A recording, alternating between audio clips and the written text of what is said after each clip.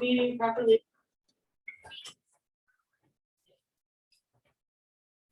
If we could all please stand for the pledge of allegiance.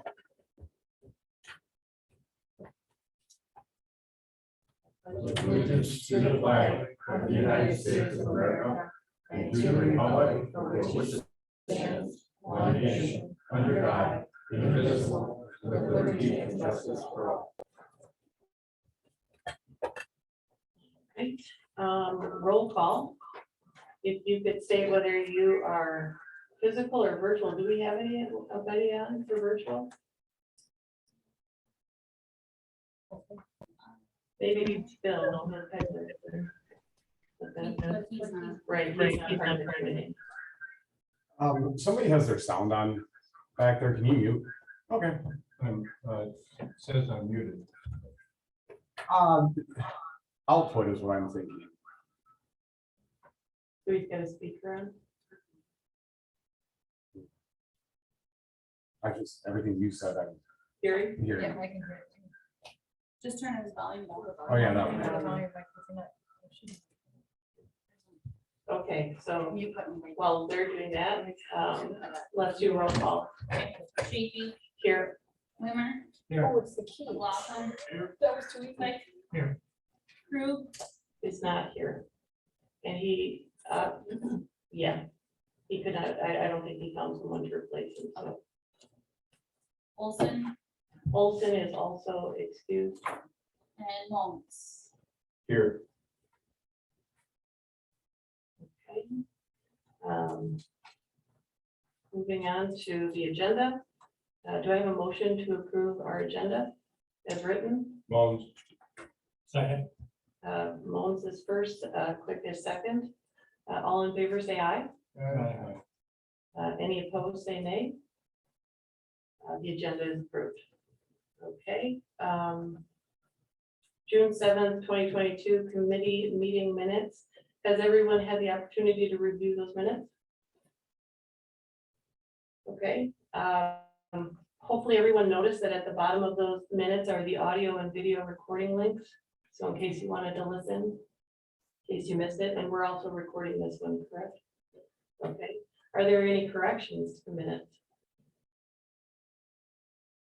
Okay, so seeing there are no corrections, the minutes are approved. We'll be going on to our extension section.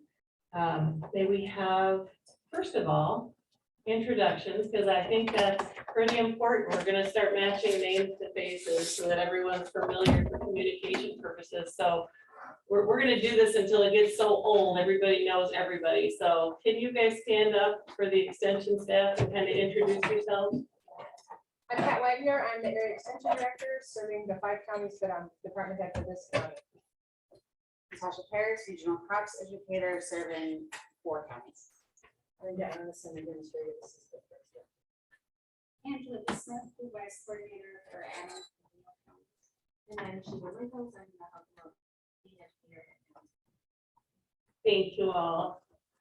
Okay, so we're gonna go on to the AED report. Could we have Pat Wagner? And can I do something also? Can I ask all of you to just say your names one more time for me? That would be awesome. So when I see you in the grocery store and go, hey, What do you buying? No. Yeah. we're going for dinner tonight. So do you want to start, Jody? Jody Shapey, District 7 Supervisor. Bill Wimmer, District 4 Supervisor. Okay. Chuck Quick, citizens rep. Phil McLaughlin, District 20. Bruce Mullins, District 15. That will help me too, because I just think it's important that when I run into folks that I can say hi or I know you. So basically my AED report will be brief. I continue to contact and talk to county committee chair people, microphone, pick one. Does this one work? Will this work? Yep. Sure, just push the button, Pat. Just push the button. There we go. Okay, so I continue to meet with other county extension committee directors like Jody as we set agendas and put things together, working with our staff in each of the 5 counties and specifically looking at ag staffing plan. But the other thing that I'll be working on with all of the educators in Central in this area 14 is their evaluation, which is part of my responsibility as their supervisor. We do something called performance management development plan. And so each of the educators in this area will have to go through process. This is midpoint time, obviously, it's June, July, summer, and then they do an end of year evaluation. So that's something that I will be working on. So if you ever have comments or concerns, I'm the person you tell first, or maybe you can talk to them. I don't have any concerns at this point with our staff. We're all doing an awesome job working in our county and in the other 4 counties of Area 14, but that would be a place, if you have something that's exciting too, right? And so you're really proud of them because they did something great, let me know that too, because I can put that in their evaluation as they move forward in their roles. Any questions? Okay, where's up next? Thank you, Pat. Educators report. The report is attached. Were there any questions for the staff that are here? I have a couple. And Evan's not here tonight or this afternoon because he is serving as a chaperone for a statewide 4-H trip to Washington DC. So in our He's roles as- actually on virtually. you are, Yeah, There it is. I don't see him. Perfect. I'll let him speak when you have questions for him. we see you, Evan. Farmers market, food share access to your planning grant. Could anyone give me more detail on what that consists of? Can you bring that up on the reports? It should be on it. Do you see it? Yeah, but we can't scan, we can't move up. Okay, can you do that? Megan? It's the farmer's market. It should be right at the top of Angela's, I think, if I remember it correctly. Go down, it's food wise, sorry. Go back to the top. Keep going, stop, right there. So the top one, Central Wisconsin Farmers Market Food Equity Project, Can you hear me okay? yes. So I'm not sure how far you want me to go back. I joined the Central Wisconsin Farmers Market Group during 2020. And we started applying for different grants for farmers markets. And a few of those grants were denied, but we were approved for this one that's on my report. And this is covering several markets. So the 2 markets in Adams County, Rome Market, and then our market we have on Hazel Street. There's a market in Marshfield, Wapaka, Wisconsin Rapids. I think there's one other that's included. No, 2, because there's 7. Sorry, this is not real fresh in my mind. We haven't met for 2 months, and we do have a meeting actually tomorrow. So really what the plan, this is a planning grant, so we are planning to work on a business plan to promote the markets, to make the market successful, to increase access to fresh local produce, and especially among folks, low-income folks, so they can use their SNAP benefits at the farmer's market. So that's kind of it in a nutshell. There were 3 interns that were put in place 2 months ago. So one is out of UW-Madison, and then 2 are out of UW-Point. One is a business student that'll work on the business plan. And then there's 2 that are gathering data from the farmer markets. So we can share that with Farm to Facts, so we can see what we need to do to make our market successful. So that's kind of what's going on now. So hopefully next time I'll have a little more to share. in the meeting. So Angela, this says it's a planning grant. Don't we have some of the interface already in place for the lower income? individuals? So our markets do not have the EBT machine. Not yet, okay, so we're moving that way. Yeah, that's what we're hopeful, that we could get an EBT machine in place. So not only folks could use their SNAP benefits, but they could use a credit card or a debit card. So that's gonna increase, money's coming in, from everyone. When will that occur? Do we have any idea, time range wise? Part of it is gonna be with this gathering research to see what the market needs are, and I think each market's gonna be different, how we're moving forward within this grant. 7 markets, so I'll just keep you posted as we go. And Thank you. Does anyone have any questions for Angela on that? I have two actually other questions for you. You had mentioned pre-K students, fruits and vegetables. As a society, it seems that we are high on sugar addiction. So I was just curious, are we addressing that to our youth at all? The importance of maybe fiber and maybe So- not so much sugar? So the lessons that are provided in the schools, Julie and Sharon, our nutrition educators, are in the schools teaching the lessons to this grade level.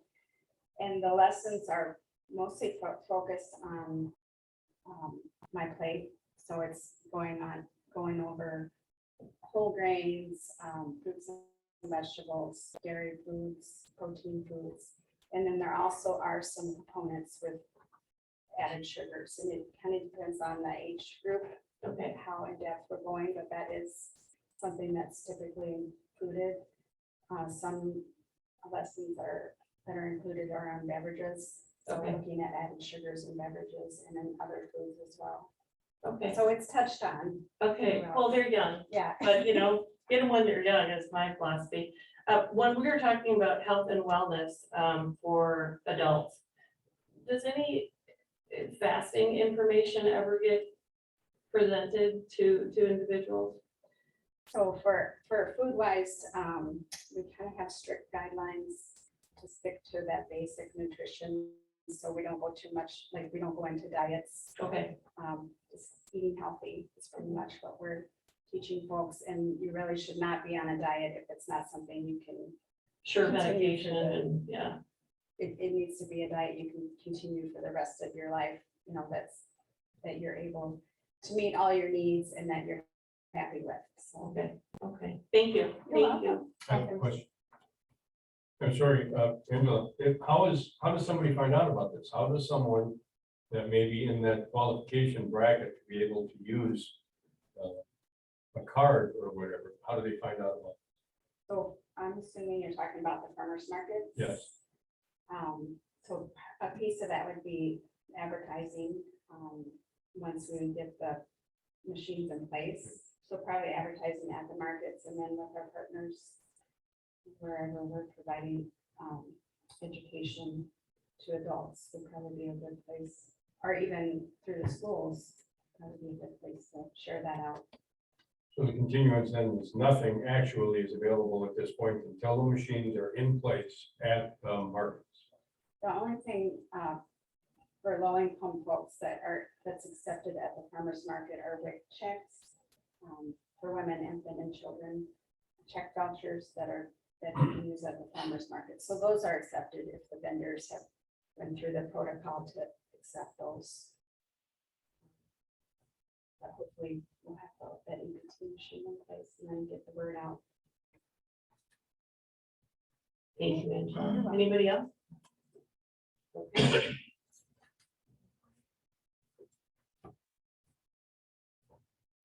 Are there any other, whoops, are there any other questions in regards to the educators report? Wait a second, yeah. Pardon me, Megan? Yep. Did everybody get a copy of this from Linda?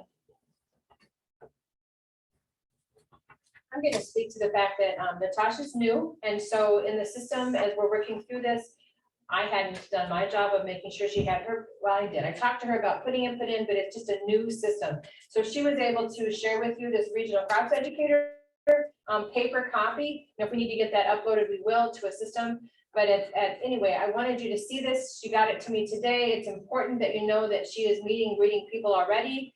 You know, she started here on June 7th. And I didn't share with you, Green Lake County has agreed to be part of the group. So she's even met with people from Green Lake County already. So they started July 1. We're on board with 4 counties covering, Natasha's covering that. So if you have any questions about this report, that would be, and then Megan, I'll get a digital copy to you so you can upload it where it needs to be. Thank you. Thank you. So this will be in on the educators report from here on out. Okay.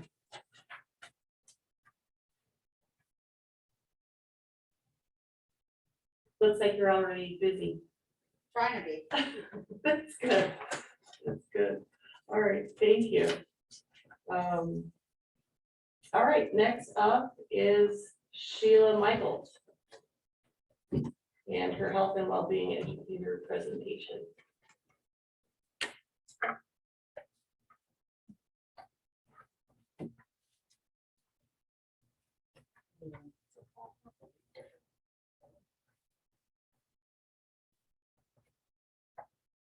I almost said good morning again. Hi, everybody.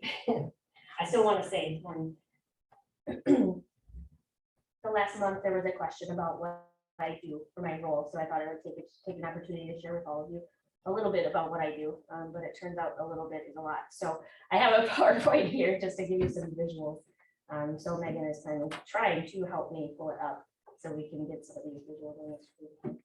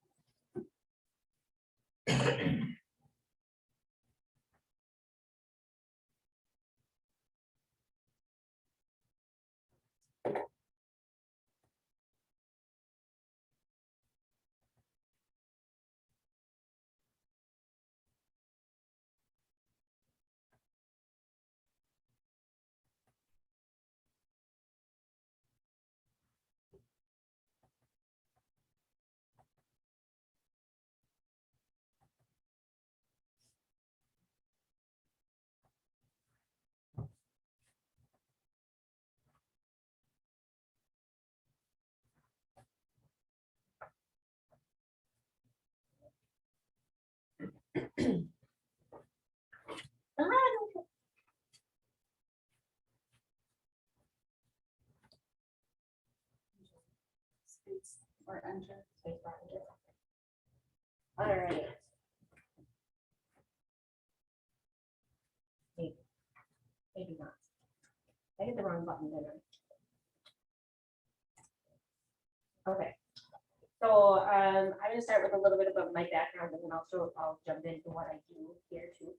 So I have a bachelor's degree from UW Stevens Point and majored in psychology, and I had a double major actually in German, not because it was useful, but just because I liked it.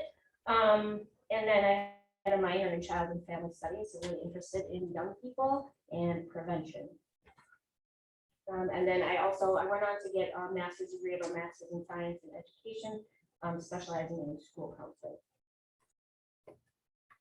So a little bit about my work background. All of these pictures are from the job that I did before I came to Extension. I worked for 10 years as a home visiting parent educator in Adams County for a nonprofit called Renewal Unlimited, and I had a caseload of kiddos ages, well, prenatal to kindergarten and families that I visited on a weekly basis.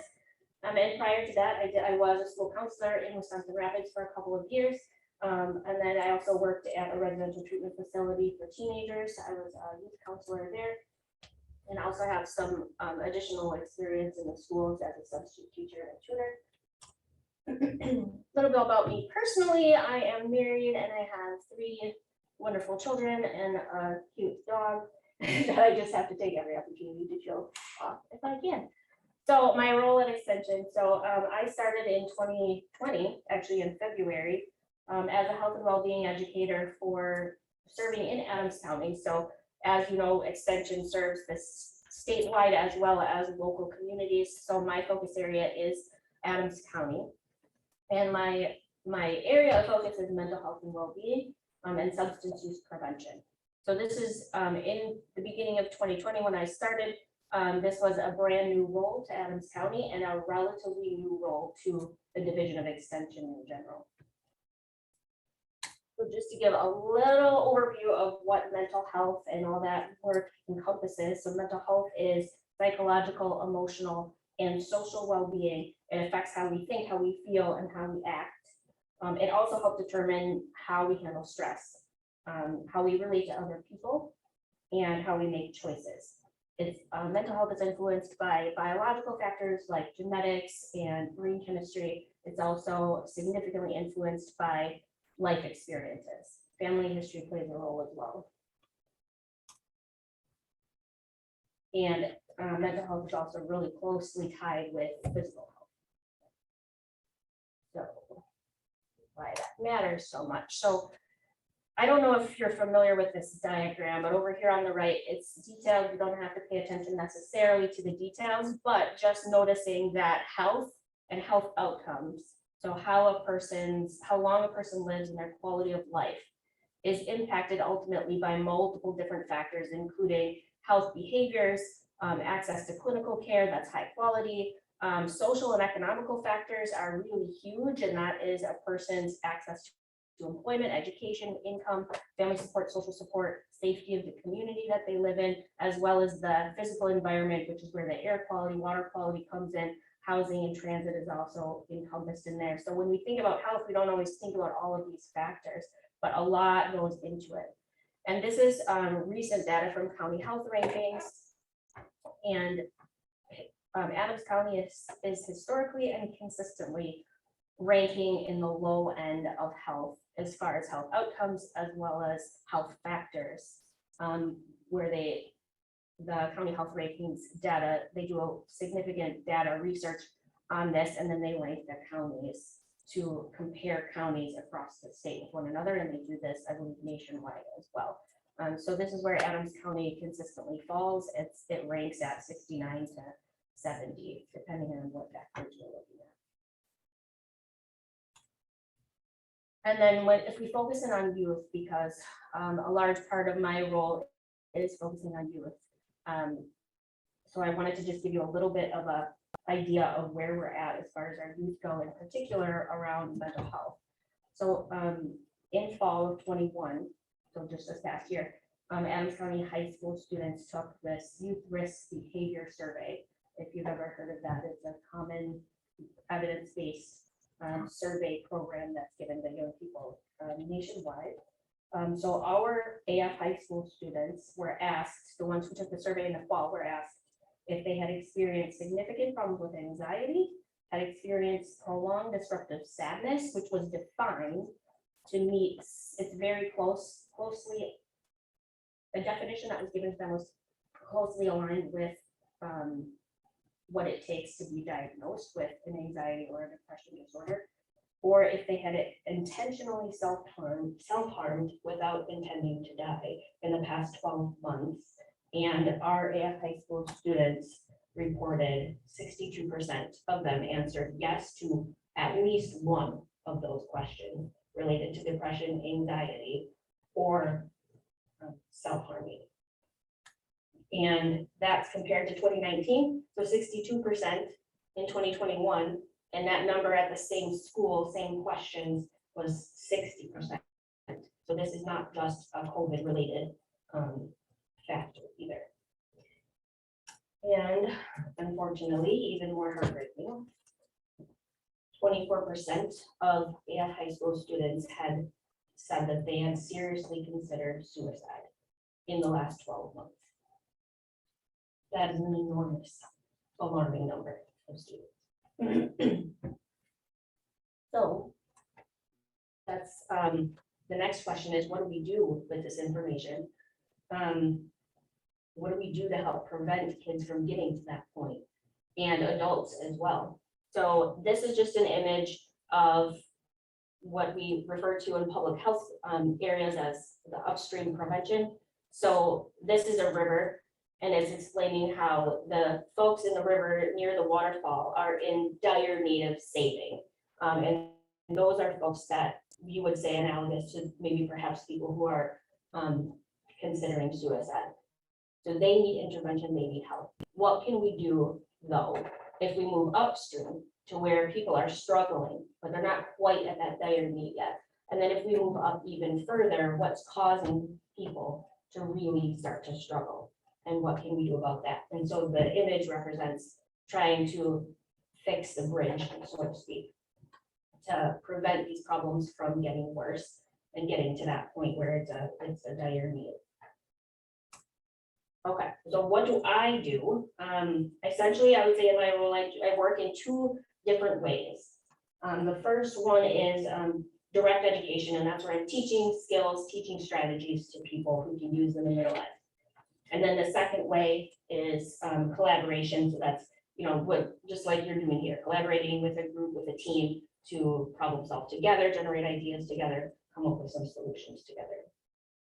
So a little bit about the direct education that I do. And when it comes to direct education, I don't really think of myself as a teacher. I think of myself more as a facilitator of learning. So designing the course and the environment to be conducive to learning, but I don't feel like I'm necessarily at the front imparting knowledge to people in the way that you typically consider a teacher doing. Some of the, I gotta see if I can turn this better. Some of the direct education programs that I do, mental health first aid, I'm a facilitator for this program. Similar to House, CPR or first aid teaches you skills on how to respond and help someone if they're having a medical concern. Mental health first aid teaches you skills and strategies to assist someone who is experiencing a mental health challenge or perhaps a substance use concern. So this picture was taken just about a week ago. A colleague and I from Wood County were teaching a class to a local organization, and this was our group of students that we were doing mental health first aid together. And interestingly, we just got some data on how many people have been trained in mental health first aid. Since we collaborate across the state, there are a number of us at an extension that are trained to facilitate mental health first aid, and we've been teaching classes on that for the last year and a half under a grant. And if I would try to do a mental health first aid course and just open it to the public, the number of attendees I would probably get would not quite be what this classroom looks like, because this was a partnership with an organization that serves young people. Well, actually serves people of all ages. But interestingly, if you look at how many people have been reached because we're doing mental health first aid as a statewide collaboration, there are at least 28 adults in that live or work in Adams County that have been trained in mental health first aid over the last year and a half. And that's not counting the ones who were trained in the youth mental health first aid course. I just thought that was really interesting, because if I tried to run a class and get 28 people to participate, it'd be really, really, really tough to get that many people to participate. But because of the statewide collaboration, the ability to do this virtually, we did get a classroom full of people just opening it up like that. Another one that I'm really proud to be a part of is I'm one of the facilitators for the Teen Outreach Program, and that's in partnership with Health First Network. The Teen Outreach Program is known as TOP. We do it with the sixth graders at AF Middle School. Almost all the sixth graders, we get all the sixth grade classes get this program. It's a nationally recognized program, uses an evidence-based curriculum. It helps young people develop social emotional skills, learn skills for healthy relationships, problem solving, making decisions, connecting with their communities. They do a lot of community service projects through this program. And then all of those experiences are to help them develop that sense of purpose and connection to other people in their community and to avoid risky behavior. So this picture was a group of students. This was the first group of students we took, my co-facilitator and I, to the Adams County Humane Society, and we did a volunteer day, where the young people did a volunteer day with them at the Humane Society. How long ago was that picture taken? That picture was taken in April. Still wearing masks? They were at the time. Yep. Our That's not second conducive to good health, I don't believe. Well, our second group didn't have to wear masks. The one that went, actually, this one was at the end of March, sorry. The beginning of April, that group didn't have to wear Kids masks. have a hard time learning if they're breathing in their own carbon dioxide. So that kind of puts them in a negative right there. And then they can't relate very well with people with a mask on. That's proven. Well, there, I was just curious to the timeline. right, yeah, and that was the Humane Society's protocol, it wasn't ours. So that, I mean, they functioned really well, they got a lot out of it. They really gained a lot from that experience, so. So another program that I do is Aging Mastery Program. This picture was taken in the fall. This was the first time I had done an in-person Aging Mastery Program in Adams County. It's Aging Mastery is a fun, engaging, interactive program for folks 55 and up. And we cover 10 topics related to aging well, including fitness, nutrition, finances, community engagement, healthcare, healthy relationships. So we do, most of the topics are covered by local experts that come in as guest speakers. And then we also have a lot of peer-to-peer interaction, and then the participants have a chance to set goals around each of those topics after we're talking about them for themselves. Another one is called We Cope. That one is an extension developed program that teaches 11 coping skills that people can use anytime, anywhere. And though the 11 skills have been shown to reduce stress and improve life satisfaction in research studies with participants that are under extreme stressful situations, like adult caregivers that are unpaid, taking care of loved ones, and folks that have just received a life-threatening diagnosis. So that's where the research is based on. That's how we know that these skills are effective. The image you see, you can't see what's written on there, but that was a screenshot from an online class that I did with a colleague, and those were just some of the skills that people had a chance to anonymously say what how We Cope helped them, and some of the things they said were We Cope helped me relax, it helped me reappraise challenges, which means thinking about them in a different way. It helped me to be grateful, it helped me to realize that I'm not the only one who has some struggles. And then I do a lot of other direct education, a variety of workshops that I've done on understanding stress and exploring empathy, the art of supportive listening, what's mindfulness, and so on. So I do a lot of individual little workshops as well. And then in addition to the direct education, I do a lot of my work as a part of the team. I love collaborating with other people because it's a great way to, like I said, share ideas, generate solutions together, problem solve together. And so some of the teams that I'm a part of are listed here. I'm not going to go through them all individually, but those are the alliances, coalitions, and planning committees that I'm a part of. Some of these serve the state, but the majority of them are here locally. I also have a leadership role on Drug-Free Adams County. I'm one of the co-chairs for that group as well, and I'm very active in the rest of these as well. Really excited about the Child Care Alliance. That's a group of professionals in Adams County that are working on addressing the child care issue in our community in order to get at being able to, so folks with young children can access jobs. They need child care in order to do that.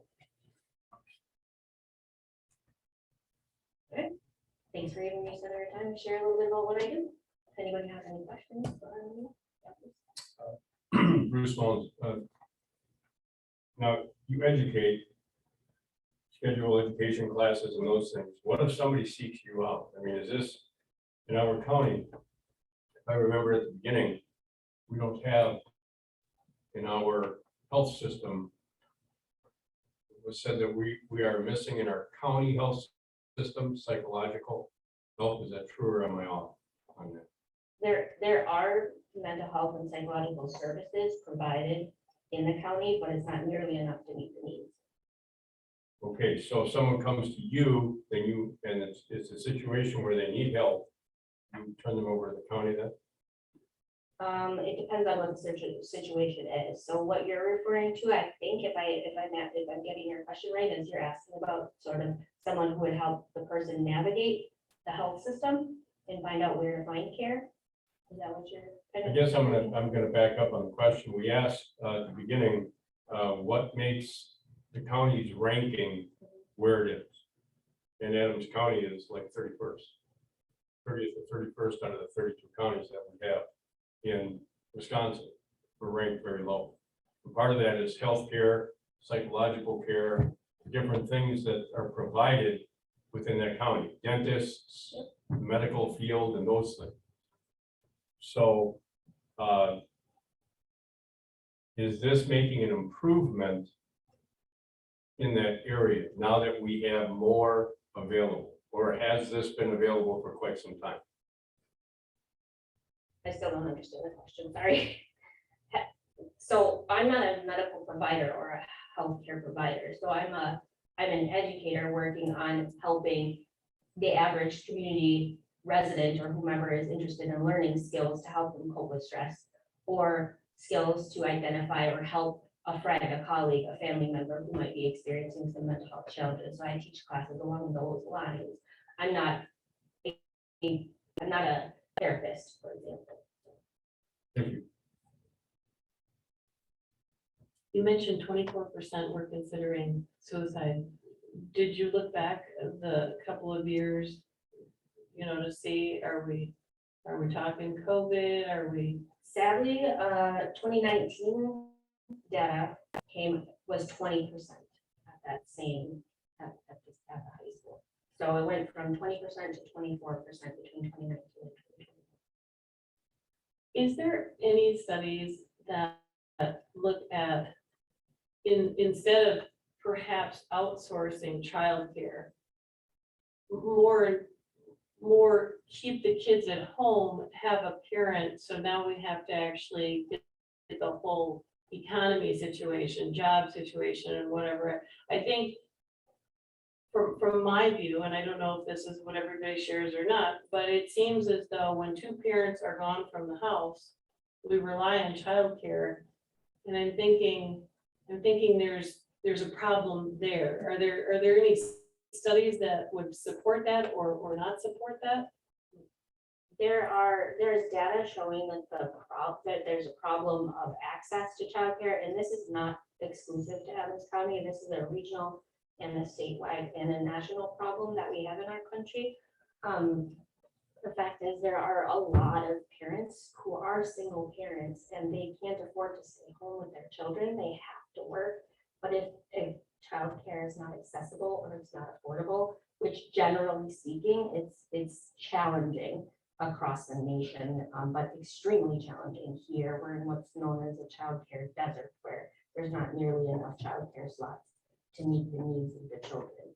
And so it puts folks in a very challenging spot where they're having to send their children to this friend one day, that friend another day, their grandparents on a different day. And maybe they can find childcare, but they have to drive 45 minutes to get to childcare and then another 45 minutes to get to their job. And then they're not able to respond when their kid calls, their childcare calls and says, your child is sick, I need somebody to come and pick them up, and then they have to leave work and go get the child. So it is a need for childcare, but we're certainly not advocating that everybody put their children in childcare.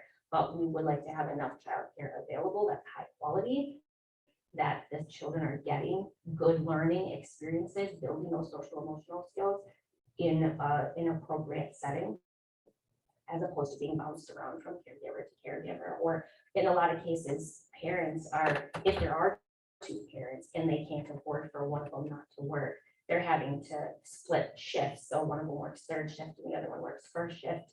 And I've seen these families and they're not always getting the sleep they need. And if they're not being able to take care of themselves because of the need to work, then that's going to have ripple effects on their Problem. Yeah, Bruce, go ahead. I'm sorry, but I'm gonna kind of re-ask the question then. Okay. You said 62% went up to a point of thinking about harm, thinking those things. 24% have actually thought, I'm going to commit, I would like to commit suicide, or gone through that process. I've seriously considered it. Yeah. So where are these numbers going? What are these numbers used for? This is survey data that's collected on a regular basis. Every 2 years, we usually will go through this process. There's a little bit of a delay because of COVID, so 2019 to 2021, there's a little bit of a longer delay, but typically every 2 years, we survey young people to get an anonymous look, because we're hoping that with anonymity comes honesty, so we can get some good data that we can monitor over time to see what's changing. So our hope is that programs like the Teen Outreach Program, which at this point is so new in the district that none of our current high schoolers have it. Right now, the ones who just completed 8th grade was their first group that went through it. So the hope is that programs like that will make a difference in the lives of these young people and their ability to make decisions. That's not to say that's the only thing that's needed. There are a lot of pieces to that puzzle, and there are a lot of reasons. So that's what the numbers do, is create the education to help. And help us know where to focus. Because the needs are wide and the resources are narrow. And so the more we can collaborate and work together, identify what are the needs in our community, what are the priorities, and what can we do? And that's what we're doing as a part of the action teams that public health is spearheading right now, is we're coming up with an action plan. What can we do about the fact that we have such high needs here? And then really importantly, where do we get the money to implement the strategies that we know work in helping prevent these problems that, if left alone, just end up at that waterfall side of the equation. Yeah. Sheila, you had mentioned anonymity and honesty. Is there anything built into these surveys that would actually 100% say what we see is actually telling us what our needs are? Does it rule out kids sitting down and saying, "Well, you know, I'm just gonna put any old answer I want on this"? For the most part, students, when they take this survey, everybody has an opportunity to opt out. And so what I will share with you is we had in 2021, there were, of the high school, we don't have middle school data yet. The middle school surveys were taken, but we don't have their data yet. But of the high school students, there were 280 students, which was 62% of the student body took the survey. The rest of them chose not to take the survey. The majority of students are not going to lie about those kinds of answers. They're probably more likely to feel validated in being asked if they're thinking about that. But there's no way to 100% say, because we can't force 100% of the population to take the survey, and we cannot control for that. But what I've seen with students, that I don't administer this particular survey, and the folks who do administer this survey have a lot of research and data on what works and what doesn't work to make these surveys most likely to be accurate. And then they have a lot of statistical checks and balances built in to the system. So all I know is I think this is a reliable source of data, but there are limitations. It can't be, there's no way to know 100%. Thank you. Are there any other questions for Sheila? Okay, thank you very much. Yep. Okay, we're gonna move on to staffing update, I believe. And that would be Pat? It'd be us, right? Yes. Indeed. So Jody and I had a chance to talk a little bit earlier this week. And after we had our presentation last month from Heidi Johnson, it's been 30 days, you've had a chance to mull it over, maybe you've talked to constituents. I need to know how to proceed because I'm at a point where I received notification from Cynthia, your administrative coordinator, and Kyle, and I don't know Kyle's last name. Patterson, he's your financial person, so I need to be working with the staff here to put together a budget proposal that will be looked at by this committee on behalf of extension for next year already. And so after having listened to Heidi's presentation, you've gotten to see some of the work that Natasha's doing in her role. She's a full-time educator, but she's covering 4 counties and she's doing crops and soil. I need to know from all of you where you'd like to move. You know, what kind of direction do you want to move in?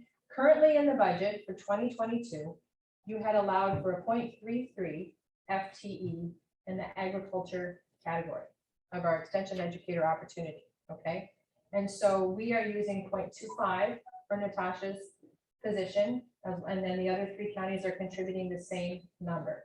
I need to know how you'd like to proceed. If Heidi shared with you last time, and I had Linda make a copy of a document that Heidi created with me. It says UW-Madison Division of Extension Agriculture Staffing Plan. This is the one that she had created for me to share with the Green Lake County folks. It reviews the, you know, how many dollars she had available, why she went to the staffing plan, and how we're addressing that here across the state of Wisconsin. So in conversation with Jody, this seemed like the right agenda item to at least start that conversation with you, or continue that conversation after last month's meeting. Can I ask you a question? You sure can. Okay, so as I was thinking about the 0.33 and we're utilizing 0.25, we're talking about budgets. Are we looking at what the state provides us or what the county is providing? I guess I'm a little confused on that. That's okay. So each position, Sheila's position, not Angela's. Angela is a food-wise educator coordinator, and her funding comes from federal dollars that are not in your county budget. The dollars for Angela's position or Sharon's position or Julie's position come from those federal dollars directly to them. What Adams County contributes is per desk and maybe some computer support. All right, so that's not in your budget from the extension budget. But then when you get to Natasha's position and Evan Henthorn, who's not here today, but is on Zoom with us, those positions are co-funded, which means there's a contract signed by Adams County that is supported by the extension committee, and each one of their positions is at a certain dollar amount every time. I mean, so if we have a full-time FTE, it was for the 2022 calendar year, it was $43,600.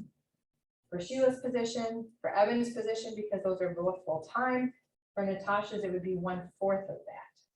Okay, Okay, because it's divided by 4 counties. that the counties are responsible for. Correct. Okay, Now, that doesn't include then, we all know that when you look at insurance and benefits, that's an additional part. And then what do they figure? It's 35, 40, 50% of your salary is what benefits are. So the state's picking up that. Okay, okay, and so Cynthia had asked me that question before, what are we getting for our money? And right now, according to my supervisor, Matt Hansen, who is an assistant dean with University of Wisconsin Division of Extension, he indicated that extension pays about 50% or more of the mix, the salary and benefits for the full-time educators, or how it's divided up. Does that make sense on the dollars? I think so. Is everybody clear on that? Do you have questions for Pat? He's done it. So, No, you. Go ahead, Bill. so, Pat, your budget comes from the county, Correct. Extension, but some of it comes from extension, correct. 50% from extension? Yep. Okay, and the same for Natasha, Natasha's would be a quarter of that. So when I, quarter of the county budget? Oh, because of the 4 because counties. the 4 counties, yeah. Okay, and Evan? Evan and Sheila are both full-time equivalents. So their 43,600, that's a contracted amount, is what I will put into a contracted services line on the budget for 2023. That amount actually will change for 2023. I'm sorry, it becomes 44,900 as a 3% increase. So that amount will change. But when I look at the forms that Kyle and Cynthia sent to myself and Linda, because Linda is really awesome at helping with this process. We have numbers we have to put in for travel. We have numbers we have to put in for educational expenses. We have numbers we have to put in for contract. We have numbers we have to put in for copies. We have numbers we have to put in for other kinds of services. Those are the same things that all the departments, same as Dustin, right? He's like that. It's nodding. I just had another question. Would you tell me what is it 2.5 FTA? 2.5 FTE. FTE stands for full-time equivalent. So Dustin is a 1.0 FTE, right? If I'm making an analogy. And Sheila's a 1.0 FTE. The difference between those two things is that Dustin's, is it okay if I pick on you, Dustin? Go ahead. Dustin is a 100% county employee. All of his funds, all of his benefits are Adams County. They're in the budget for Adams County. Sheila is co-funded, which means she's in Adams County, like she showed you in the map today. She is a 1.0 full-time equivalent FTE, but part of her funding comes from the University of Wisconsin-Madison Division of Extension, and part of her funding comes from Adams County. Okay, so there are some requirements that Sheila is obligated to take part in because she is partly paid for by the state. And obviously she's housed here in Adams County, so we're dedicating her to Adams County. But that was one of the beauties as we talked about networking when we did the orientation a couple months ago, because Sheila can do some great things in Adams County. Some of those skill sets may benefit somebody in a neighboring county, but then that neighboring county's human development relationships educator might have things that her health and well-being education could help with. So then there's that networking opportunity across. Does that explain that a little bit? You can ask more. And if I don't know the answer, I will find out. Yeah, so you're saying right now, there's a 2.5 equivalent that has not been filled or may not be filled. Oh, moving forward. So right now, what we have allowed for in the Adams County 2022 extension budget is 1 FTE for Sheila, 1 FTE for Evan, and a 0.33 FTE that was slated to be agriculture. And what we did in 2022, as of June 7th, was brought Natasha on board. And so she will be filling 0.25 of the 0.33. Okay, so normally, as I'm learning about budgets, things work like this. You would just go back to the county for the same thing next year. Or if we really think we need something more, we would ask for that. So my question is, moving forward, do we ask for the 0.25 and just have 1/4 of an crops regional educator that works that way? Or do you want to consider looking at adding a little bit more to that 0.33 to bring it up to 0.50? So then you'd have a 0.25 that could be livestock in 4 places and a 0.25 that could be crops in 4 places. I just need to know how you feel and what you hear, so that I can budget appropriately. And then it'll come down to, if you support it, then it'll whether or not the county can afford it. So I don't know if everybody remembers, but when Heidi Johnson presented, she had those staffing concepts. And one was the regional crops, which is what Natasha is doing. And then there was this departure of dairy versus livestock. So one was, fully into dairy, and the other one was the mix of livestock. So it's my understanding that Adams County is more in terms of need for a livestock That's what- educator. that would be what the demographics show, but the demographics are low on livestock. It's just more livestock than it is dairy. Okay, and then this FTE position would allow for that staffing position to occur. So then you'd have like we said, But livestock. right? So, so then I guess what it comes down to is we're looking at our committee and we're saying, do we feel that asking Pat to increase her budget request to 0.5 to cover both of those positions, where are we on that? Go ahead, Bruce. Sorry, Bill. As far as this year's numbers, so it'd be approximately a quarter, 25% of that whole 43. So it'd be another 12,000 to the county if that position was filled. Pat probably has the I don't have it number. calculated out. But it's close. About 11. It's about 11,000, yeah. Okay. Bill, I make a motion to move forward with it. I second. okay, there we go, Pat. I guess I guess we need to discussion. have a vote, You have so. discussion. Well, that's true, that we need to have a discussion. Yeah. I'm I sorry, think yes. Megan needs to clarify the motion. Meg, So move forward with, I want to put the exact numbers. so we're going to 0.5 instead of 0.33, Yes. yeah, to, So it's accommodate. increasing. right, to accommodate 2 regional educators, 1 for crops and 1 for livestock.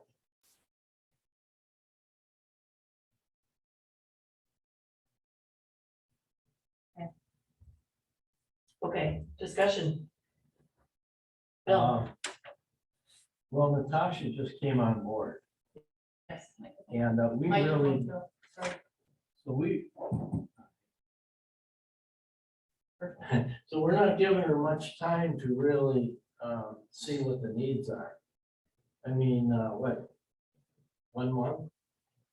I think though that what you're missing, Bill, is that this other educator position is for livestock, not for crops. Natasha is the crops educator, regional crops educator. She does not have livestock responsibilities, is my understanding. Is that correct? So I don't think she could give us any input on that first day. So right now livestock is not covered at all. Correct. And then, where did, so that's a one person, would cover livestock. What do you do? Do you advertise for a livestock specialist? Yes. And they would also, be in the 4 counties. Correct. Just like we did with Natasha's position it's on? It is on. Let's time out. Or else I'm doing, okay, so anyway, yes, we would advertise the same way we did for Natasha's position. It is advertised through the extension system. So we got the resumes to make sure that they meet the criteria. What I was also going to address was your comment on, we don't have something right now, but we do because extension in Adams County does exist. We do have outreach specialists that we can direct folks to if we need to in the interim, but it's nice to have that opportunity to have that direct contact in Adams. Jody and I talked about this today, and so what I will share with you is what I did share with her. If you decided not to, if this motion failed, okay? If the motion failed, you would still have the opportunity for folks to come, contact the extension office and say, hey, I have a dire need about this. Well, then we could direct them to some of what they call the statewide outreach program specialists, but they're not going to be as able to be hands-on. Whereas somebody in Natasha's role as a crops educator with the 4 counties, or somebody in the livestock role in the 4 counties, they can have a better pulse on what's happening in the counties and then bring in specialists to address the needs of the folks here in the county, which is a little bit better from a hands-on. We're changing cultures. We had the old model where you had an individual who came on board in the county and they answered all questions. It's pretty tough when you graduate from UW-Madison or UW-River Falls or Platteville with an agronomy degree, or if you graduate with a degree in, let's say, poultry science, and then somebody asks you questions related to crops and soils, or they ask you related to questions that aren't in your field, to have those answers. So that's why the specialization model is moved towards. So how does the process work? You find nominations for that job and then they present to the committee? Yes. Well, yes and no. Jody was involved in Natasha's interview. So we get the resume and cover letter in at the extension level. They make sure the people are qualified. Then there is an interview done without a county rep. But then at the end, when we interviewed Natasha, Jody was there. There was a representative from Marquette County there, and there was a representative from Washera County, because at that time Green Lake was not in the pool because they had a different staffing situation. But those people were allowed to participate in the interview and find out if they felt that the candidates who were being interviewed would be a good fit for what they know their county needs. Okay, so Jody came in at the end after you had selected the finalists. Right, the two best qualified folks that we brought into the system.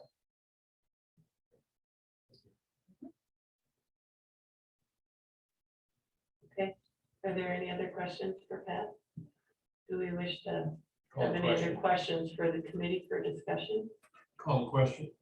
Okay, we will move to our vote. Those in favor of the motion, please say aye. Aye.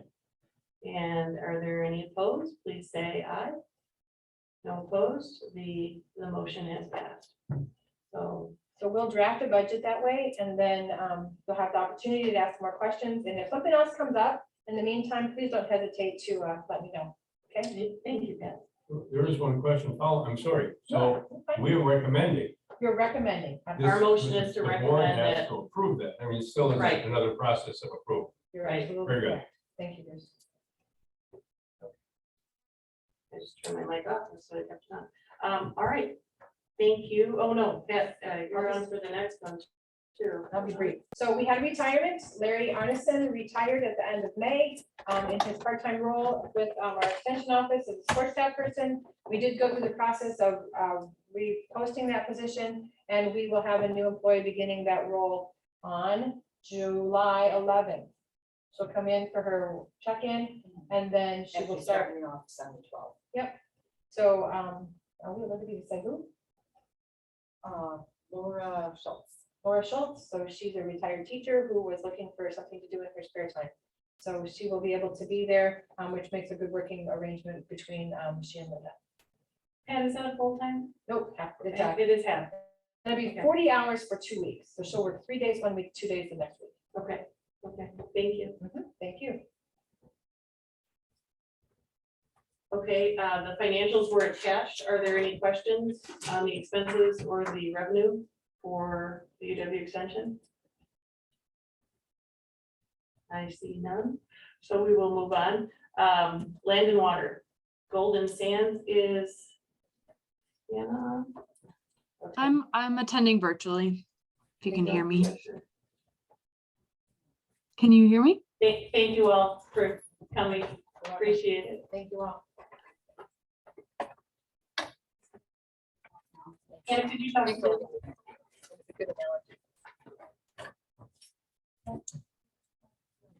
Can you hear me?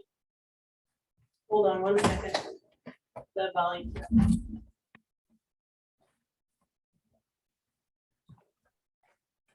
Want to try again? Woo. How about now? No, we're loud, but you're not. That's something on She's a her. little louder That's on her end. than she was. You're getting a lot of feedback now. No, that's just- Can you hear me at all? We can hear you slightly. That's so bizarre because does it change if I redirect my voice, like angle wise? No, it's about the same. We can hear her just fine in the county clerk's office. Diana, do you want to act as translator? No, we actually, If we're quiet enough, I think we can understand. but- Hannah, is there any volume control on your PC that you can manipulate? I've got my volume, like I've got it the same settings as all Zoom meetings, so it works for all of the other Zoom meetings. So I'm not really sure what's going on. Let me call Rich because she's loud and clear in our room. Okay, if you could, that would be great. What happens if you turn your mic down toward the speaker on the? One for her. Yeah, I think we'll get, Okay. yeah, we better not. In the meantime, did everyone get the email I sent this morning? She sent it. That's fine. I'm gonna try calling in. Say that again, Hannah? She's gonna try calling in. Okay. Megan, are you responsible for anything that you call?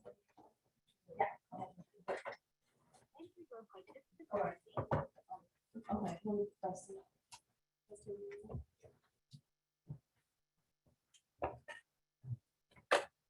Yep, I don't see her yet. Okay. We'll give Hannah a few seconds to.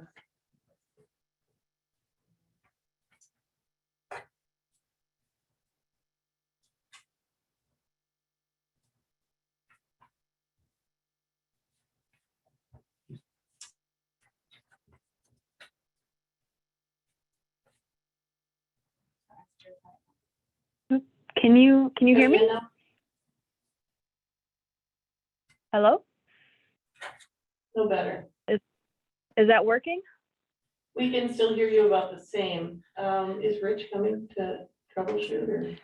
Hannah, I can hear you just fine again. I could hear you better the other way. I'm on the phone with Rich right now. Okay, if you can hear me better with the other way, then I would rather hop off the phone and just use my computer. I can't hear what she said. Okay. Get off the call.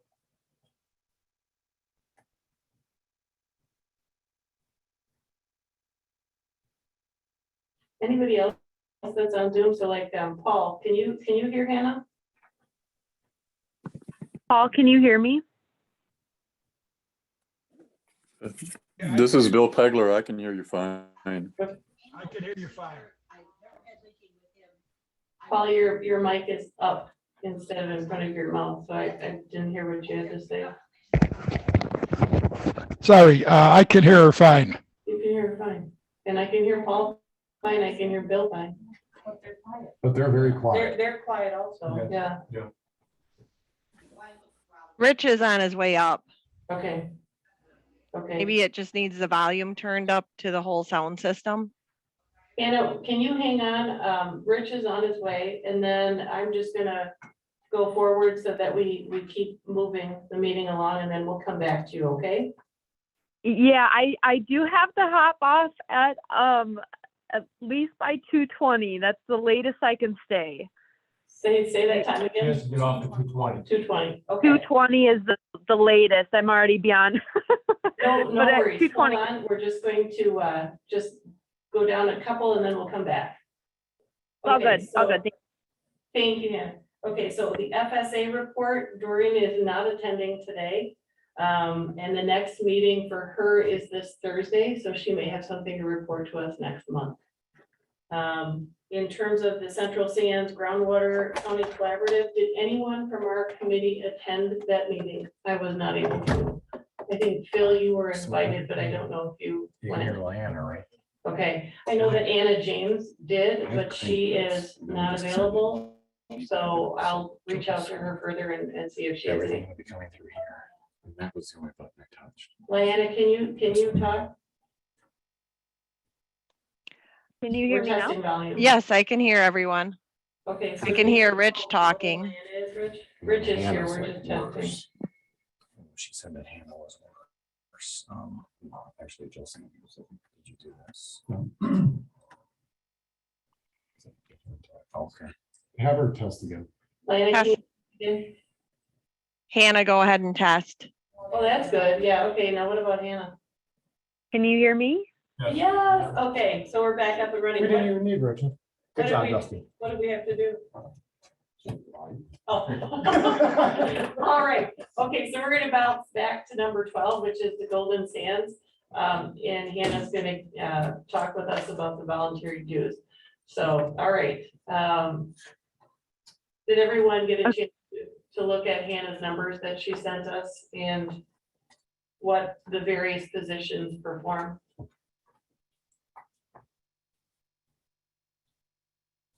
Hannah, one question I have for you,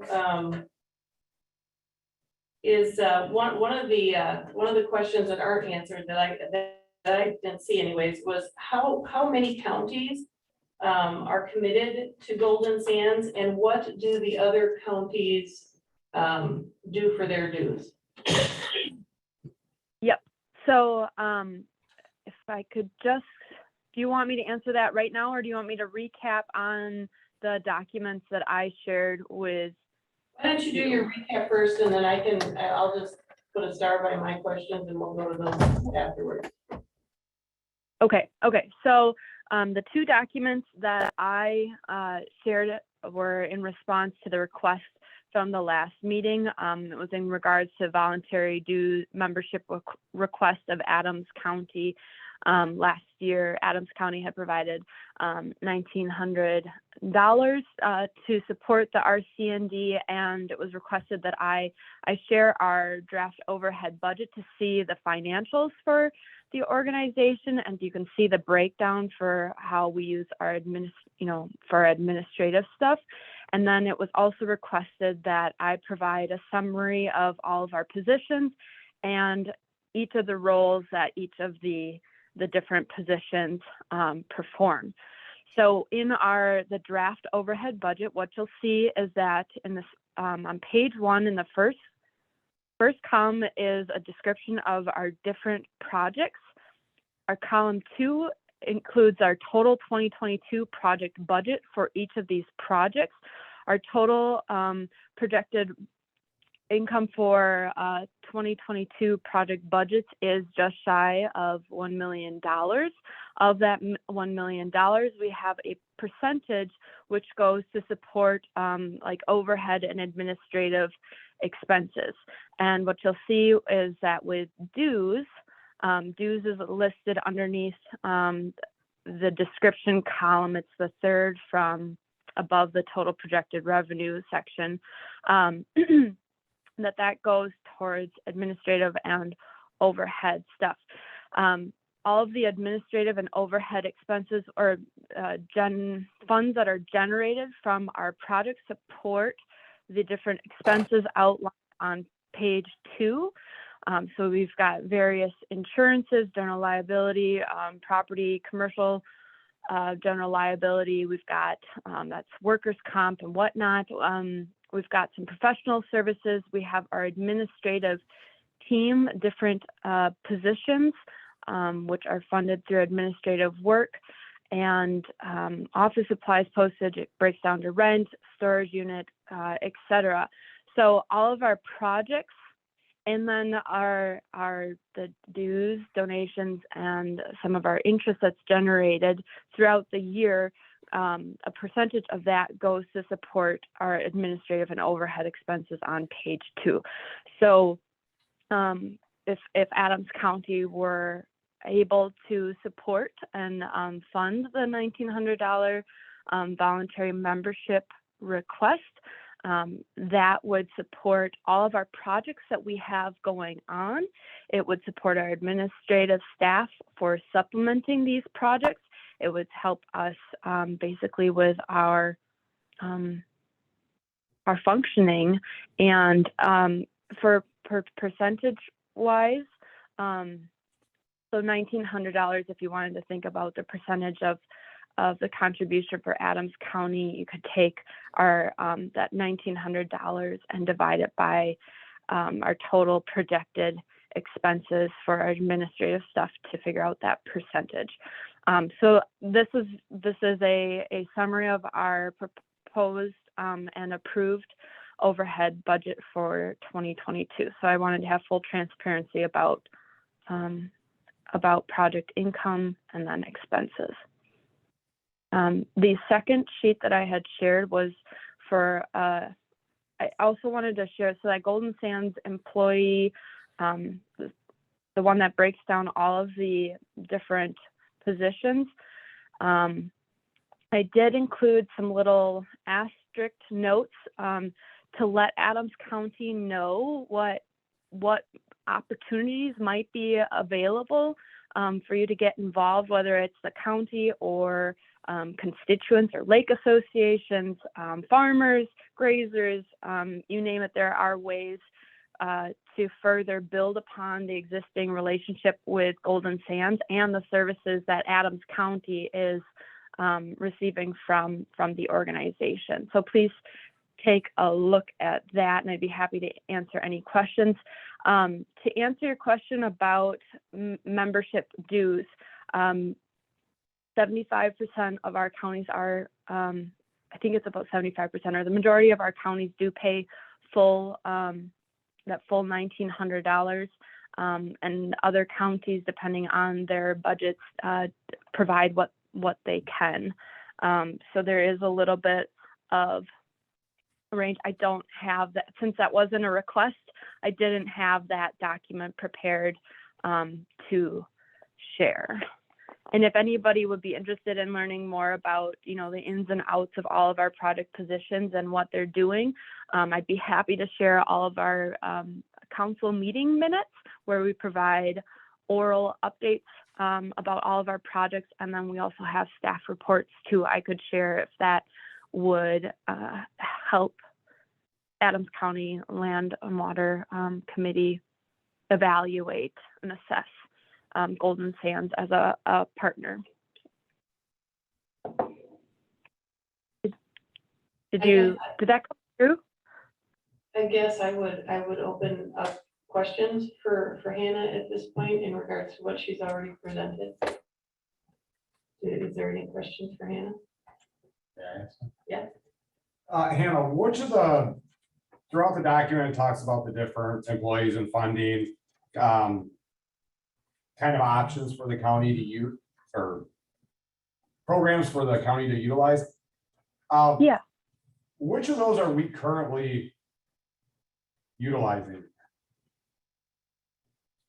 So let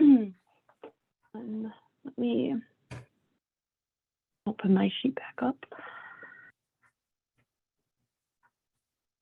Well, I guess what I would like to say is that there are quite a few that you are utilizing, and I'd really encourage you to utilize them. One is the Lake Monitoring Protection Network funding.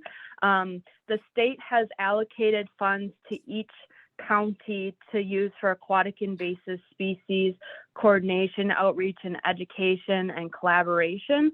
And in that employee overview sheet, I did attach a map of our lake monitoring protection network. So all of the counties that are currently utilizing and have designated Golden Sands as their agent to provide this aquatic invasive species work. Adams County had chosen to utilize funds, I know, to support, I think part may have gone to support Anna James. But if you were interested in having Anna James doing the aquatic work and then also having additional support and additional aquatic invasive species work done by Golden Sands, that we could be working collaboratively to provide aquatic invasive species work so that it's not all on Anna James and there can be more collaboration. But right now we have 12 counties and Adams County is not currently utilizing that service. Golden Sands also works with lake associations to implement Clean Boat, Clean Water programs. We currently are, we've hired on 8 different summer LTEs to be stationed at different boat landings. And if Adams County has connections with different county lakes associations that would be interested in working with Golden Sands to staff boat landings, this is something that we can work with them and we can help them connect with the Department of Natural Resources funding to support the hiring and stationing of Clean Boats, Clean Waters individuals at lake boat landings. There are different contracted services that Golden Sands provides throughout our service area, including aquatic invasive species surveying, mapping, and control efforts. Additionally, we have environmental education programs. We would be more than happy to get going in Adams County involving our groundwater environmental education series. We can do environmental education about aquatic invasive species and even wildlife, and we've primarily worked with 5th grade students. So if that's something that Adams County would be interested in for our terrestrial invasive species work that we do, Adams County could be a partner. I had talked with Anna James actually about getting funding to do invasive species control work on private landowner property in Adams County, but there are opportunities for us to collaborate with one another and apply for grant funding to support invasive species control work on public and private landowner properties, which is really great that that's out there, but we need, we're always looking for collaborators on that. And additionally, beyond grant funded work for terrestrial invasive species work, we can provide contracted services to inventory, map, and control terrestrial invasive species. We also have, right now, one of the services that Adams County has available, but could be tapped into even more, is our grazing specialist programs.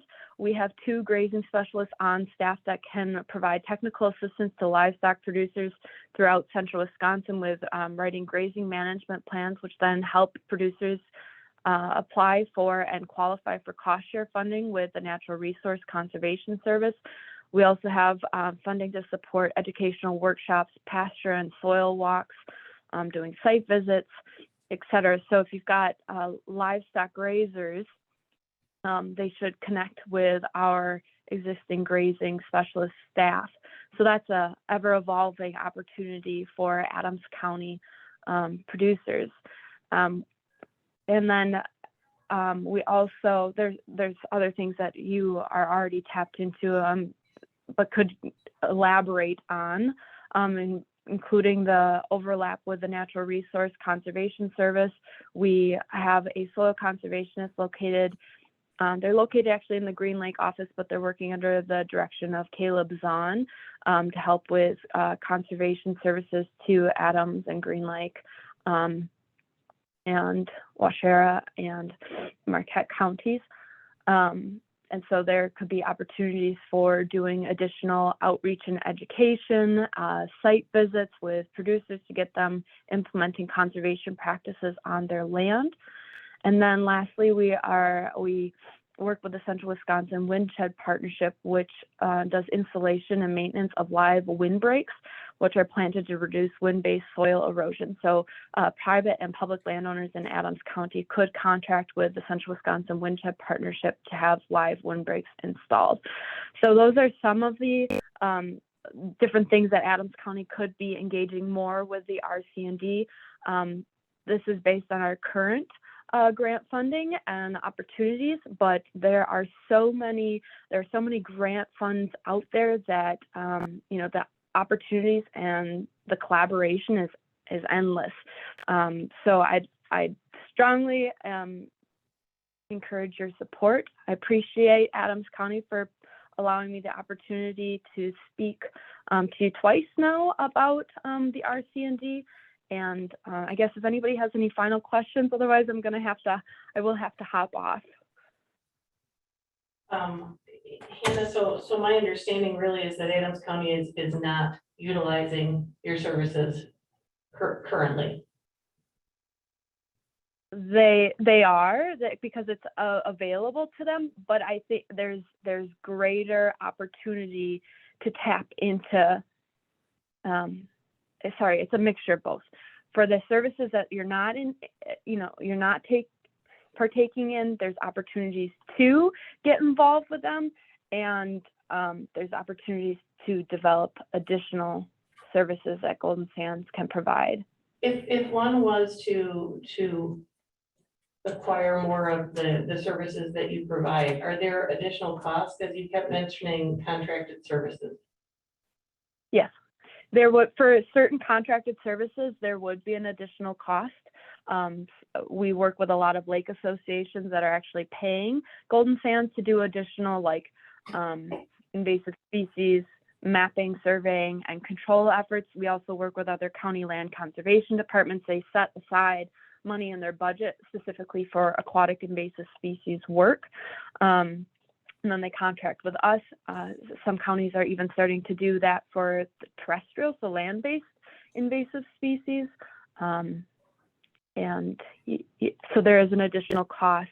But if we were to work collaboratively on grant proposals, it could end up being where Adams County could pledge in-kind match contributions, so documenting their time, and it could support and provide match funds to allow Golden Sands to make a financial request of whatever source of funding. It could be local, federal, or state.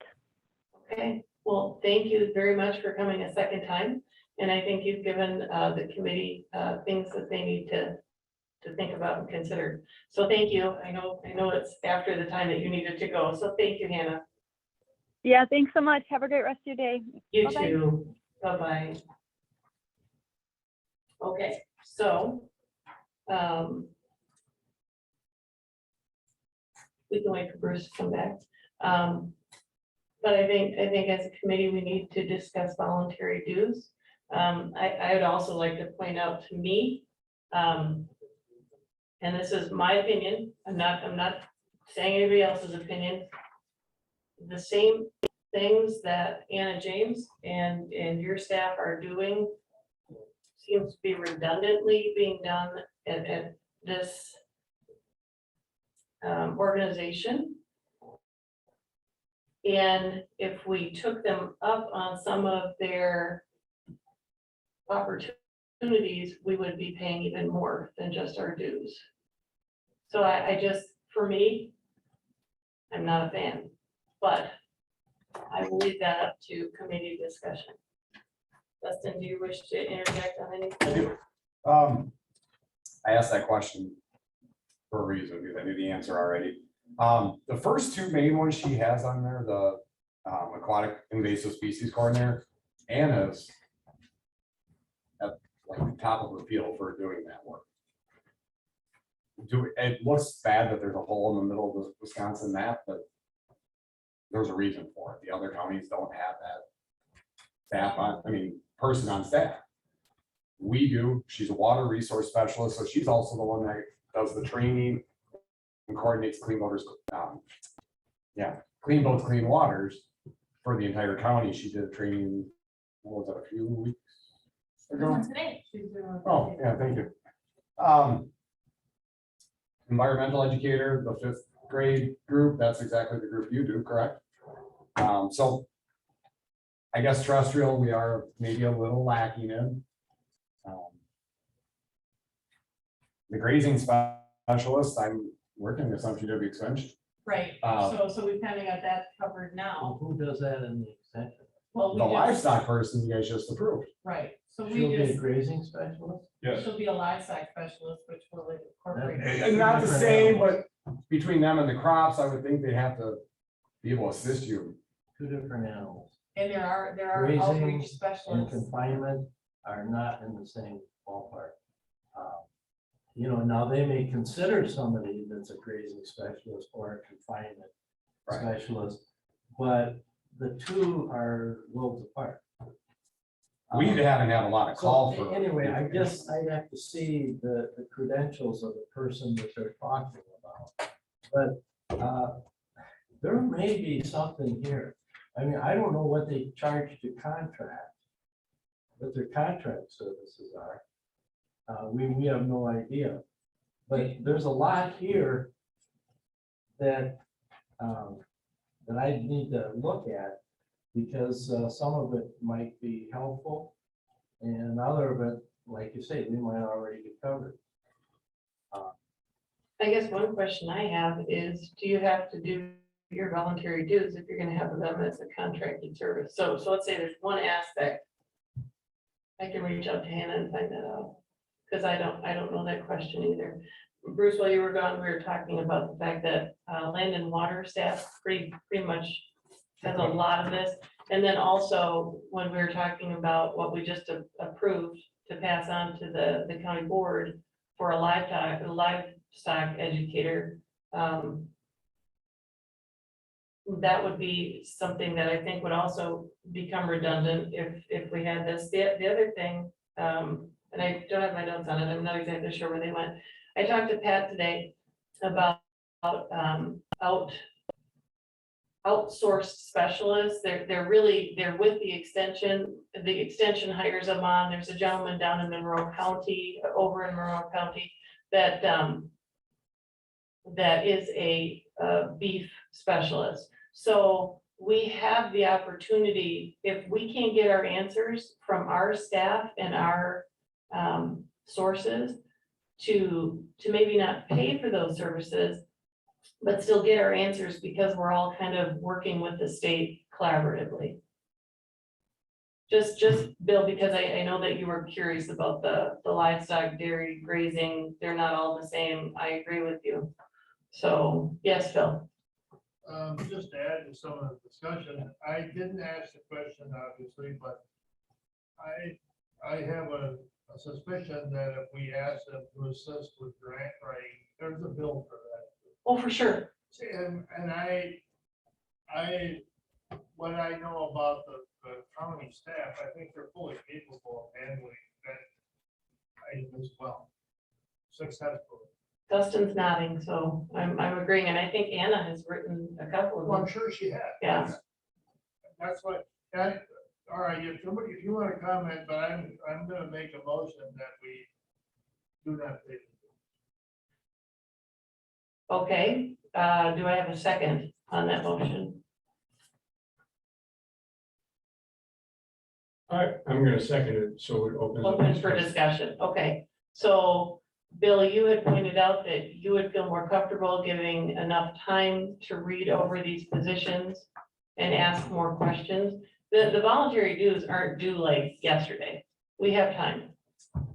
So, yeah, right. So we have time. So I would encourage that.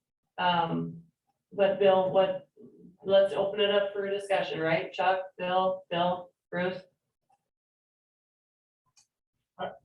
I would like to ask then, just, I guess maybe that's why this discussion started. If we're not utilizing any of their services, then what do we gain by the participation in the voluntary dues?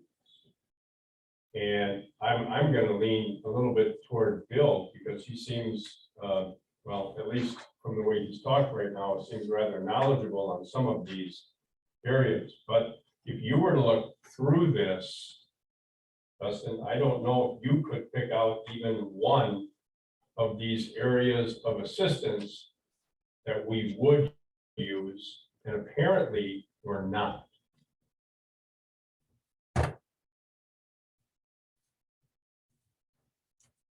A lot of the ones that, I mean, I think the committee and county has prioritized over the years, we're not using because we decided to house it in staff, and that's a lot of the lake or the invasive species of clean boats, clean waters.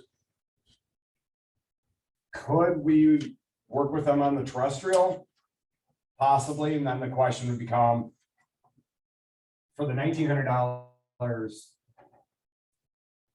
donate or voluntary dues, are they going to give us guidance and we're still doing the work? Or are we ultimately going to have to contract with them at some unknown rate? If we ever wanted to go that direction, and Anna has worked a little bit in that realm, and we don't currently use it. Environmental education use, NRCS stuff. I just read that paragraph and it's really weird. But NRCS stuff is already available to farmers. That's really not a county thing. Right. And then the Central Wisconsin Windshed Partnership, we already partnership with them and do work with them.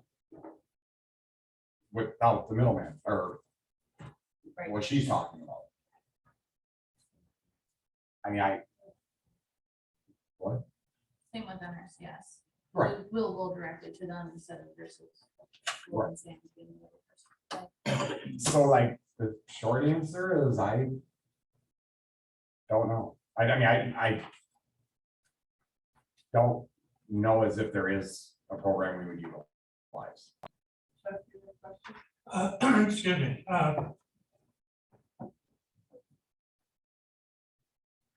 I just wanted to say or ask the question. If we do not pay the dues and something comes up that we're not involved with at the county level, there's always outreach to acquire the knowledge that we would need to take care of a problem. So moving forward, I'd say let the county do what they do. They've got the people on staff. If something comes up, Dustin and yourself and many of us do know how to outreach to other people to get answers or referrals to get our questions answered and the problem solved. Thank you, Chuck. Bill, you had something to say? Well, I don't know if it's necessary, but it sounds like part of the discussion now.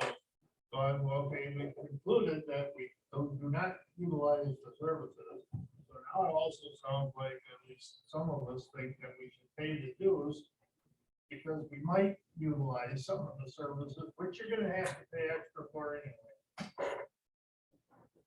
Anybody didn't hear that?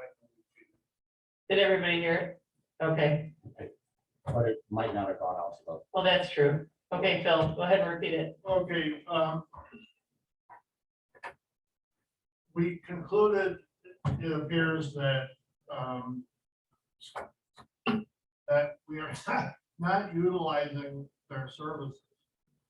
So now it also sounds like some of us are thinking that we should pay the dues because we may utilize their services, which you have to pay extra for. And there's a, I think that's a poor reason to move forward to pay dues, in my opinion, because we might use it. But we're also having heavy discussion here, and it seems like heavy agreement that the county is well-staffed and that venue and probably capable of taking care of, we'll figure out there 90% of the things that are maybe on that list of services, and it's already being without paying an extra contract fee or something. I just, that's why I made the motion I did. I mean, if it fails, it fails, but I just, and if the rest of you recall, I was one of the ones asking all the questions that produced the paperwork we got. Not the only person, but I was pushing to get that because I felt it was important.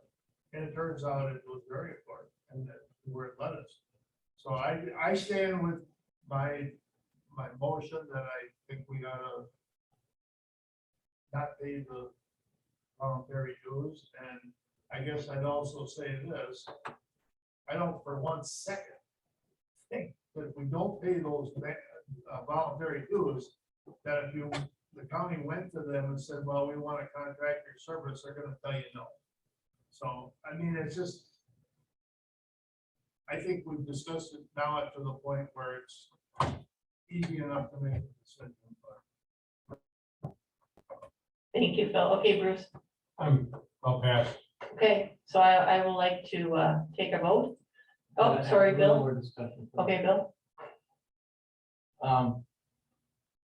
You know, I come from a district that there's a lot of little lakes. And a lot of these small lakes, are having some difficulties. There seems to be discussions on chemicals for harvesting weeds or for machines to harvest their weeds. Complaints that fish species are being wiped out because of chemical treatments. Fish beds are being depleted because of chemical treatments. But on the other side, on the weed harvesting side, there's a financial burden there that a lot of these lakes, that's why they go to the chemical treatment. I think there's a lot of things going on. You know, we have a great situation here with all these lakes. And Rome seems to be able to take care of all their problems, you know, but the rest of us don't quite have the budgets. I would vote at this time, if we table this thing, it doesn't mean anything, except that we could bring it back at a different date if we felt there was a need. And, you know, I don't really want to, you know, I agree right now that there isn't any reason for us to go ahead with this. But then again, I don't know what services the county supplies. We're represented here by the extension, but I see no other people represented here in Land and Water. And so I guess I just don't know who these people are or what they do. As the director, I made sure none of my staff is here.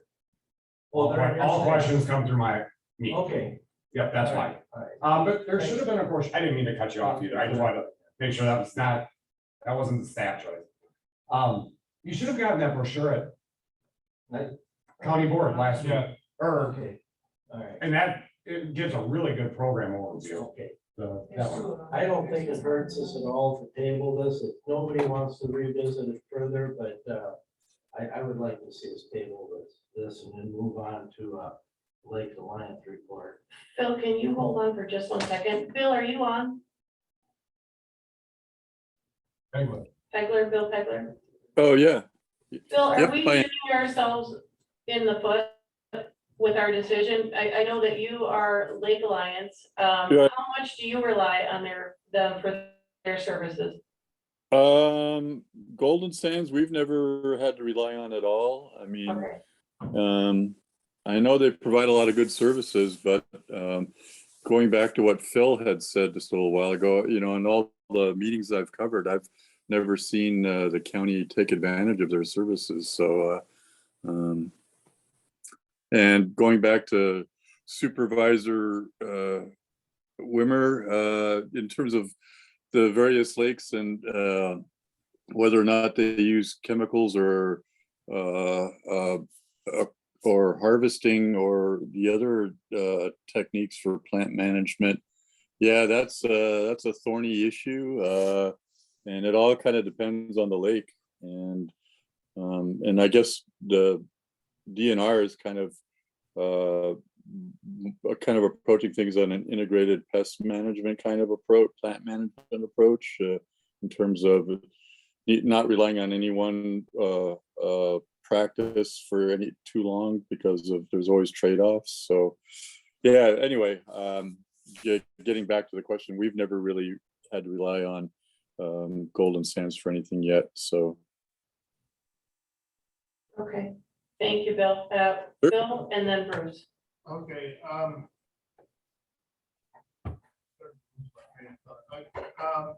one other thing I guess I would mention. I think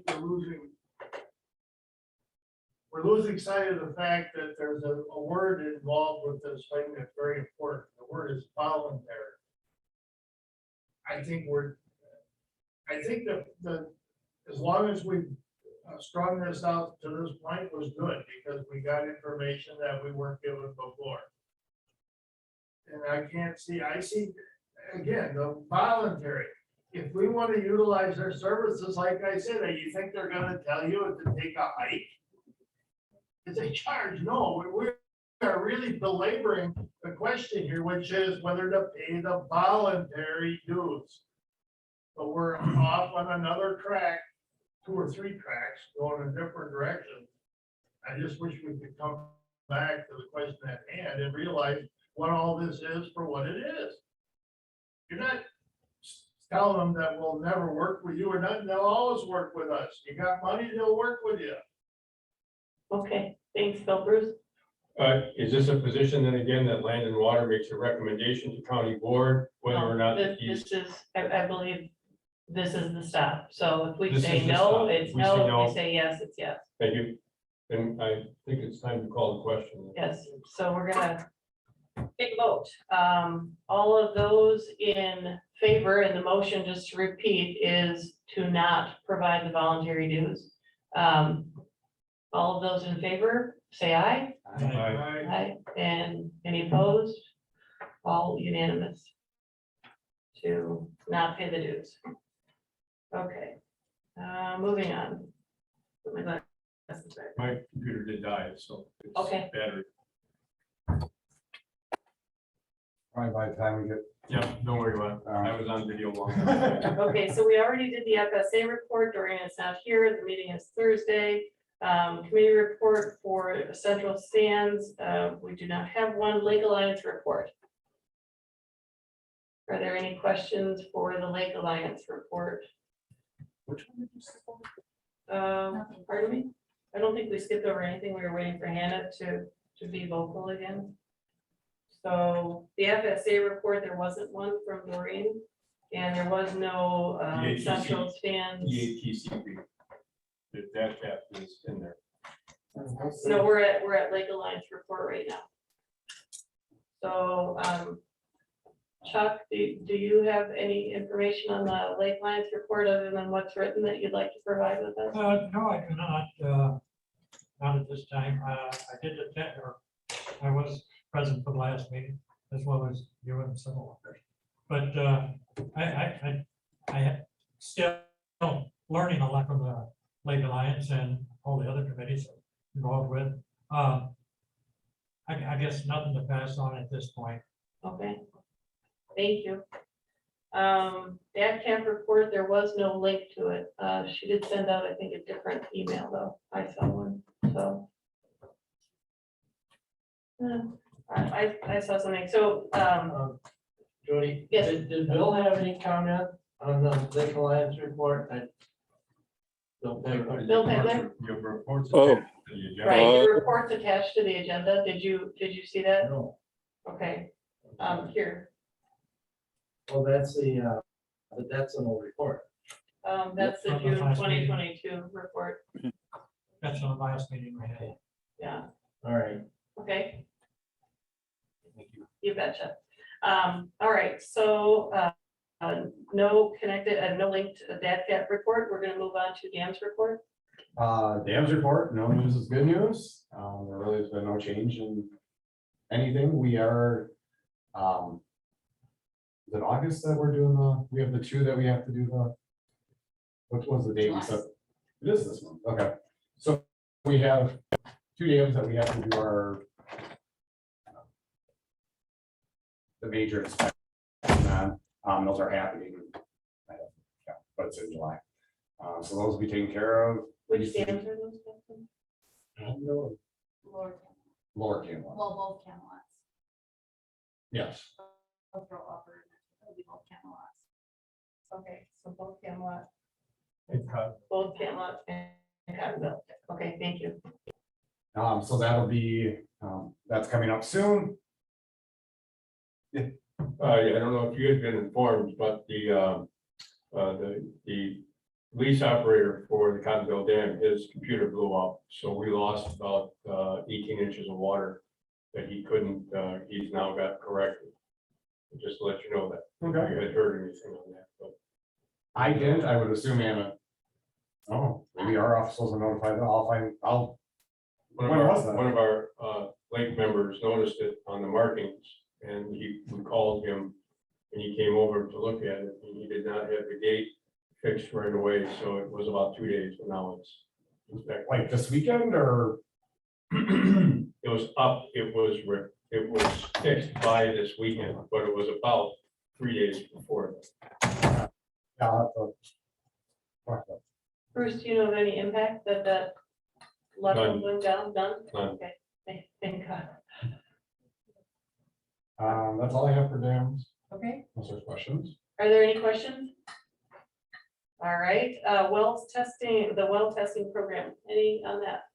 That was, it was concluded. Pretty, I mean, good turnout. We had a lot of the pre-registration. Vast majority of those people did follow through with it. We have gotten a few samples back already, or reports. We didn't receive the reports, but we have been notified that there are, just in the initial few that came back, there was already 4, no, there's more than that. 5 that had tested positive for E. coli. Yes. So they'll be, immediately they follow, and because this was already a week or 2 ago, UW followed up with that, with those owners, I don't know if they'll probably do a follow-up sample, maybe there's something bad, but Okay. work with So them. you're saying it could be user error of the tester or, They didn't make it sound that way, but okay, optimistic, possibility. yeah, optimistic, that's what it is. But, you know, that was one of the reasons we did the well testing program, and those are people that were drinking water that had that. Question? Just out of curiosity, the ones that did test positive, will people in that area be notified or their water be retested or what's gonna go happen? My understanding is the neighbors won't be notified, because it would be the homeowner whose well it was that was tested. Because I mean, it's a private well, so it, But it's an underground stream and right. If there were more than one in the same area, you know, if we did have a couple of neighbors, then I would certainly think my answer would be different. But that's not to say that the neighbors don't talk either. And there will be the education portion coming up also. That's, yeah, and end of August, I believe. okay. So, Bill? I would just add that, that probably have to be extremely careful about divulging the water conditions of a private owned well to just anybody. That goes without saying. Correct. absolutely, and that was when this was all, when we've gone back through the committees and county board to get an additional $5,000 for the testing from the ARPA funds. That was actually a concern that came up is if we were provided the data directly as a county and somebody wanted that, you could find out what your neighbor's well tested at. And that was a major concern, not only of county board members or county board supervisors, but also our office. So we don't house that data, so it's not subject to an open records request. The data is housed at UW Extension or UW Stevens Point. We are getting, and this was what Anna felt was strong, or we all felt was detailed enough, is down to a quarter.